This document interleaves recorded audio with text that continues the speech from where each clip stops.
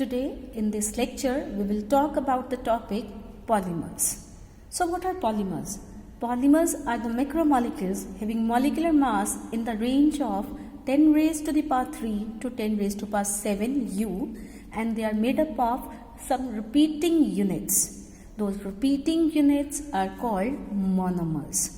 So monomers are the small unit molecules which will combine again and again to form a large molecular mass compound called polymer.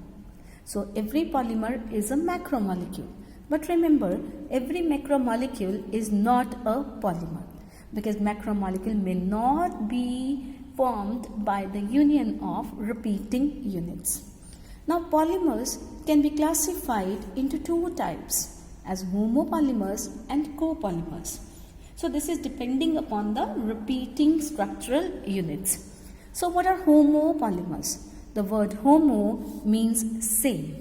So polymers which are formed by the union of similar type of the monomers.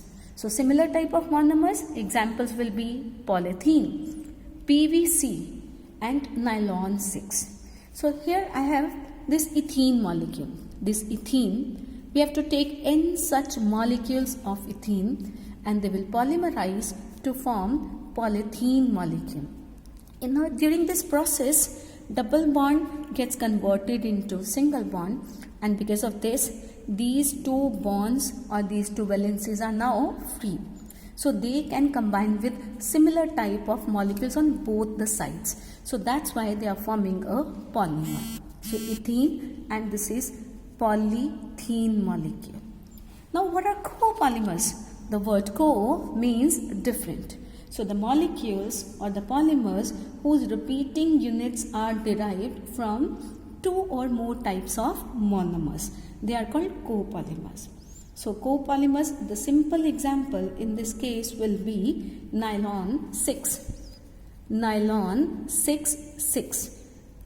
Now in nylon 6,6, there are two monomers required. The very first monomer is hexamethylene diamine, and the second monomer is adipic acid. Adipic acid. So this is adipic acid.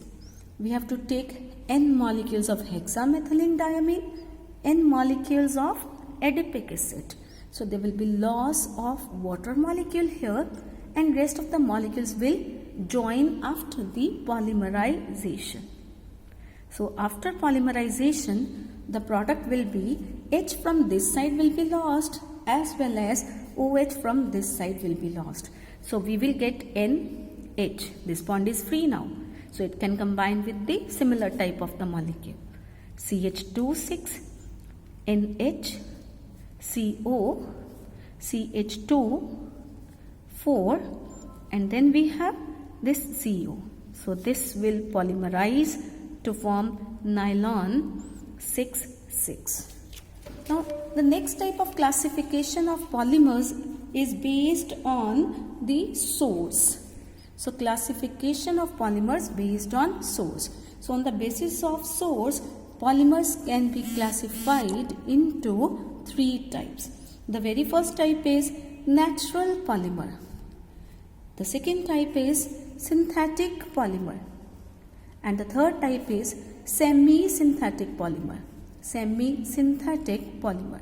So as the name suggests, synthetic polymer, natural polymer and semi-synthetic polymer. Natural means from nature itself, means the polymers which are derived from plants or from animals. They are called natural polymers. So in this category, we can place cotton, jute, wool. So these are natural polymers. Synthetic, which are totally synthesized, purely synthesized in the lab. For example, bakelite, melamine formaldehyde. Now in order to improve the properties of natural polymers, so these polymers are mixed up with synthetic polymers to form a different type that is called a semi-synthetic polymer.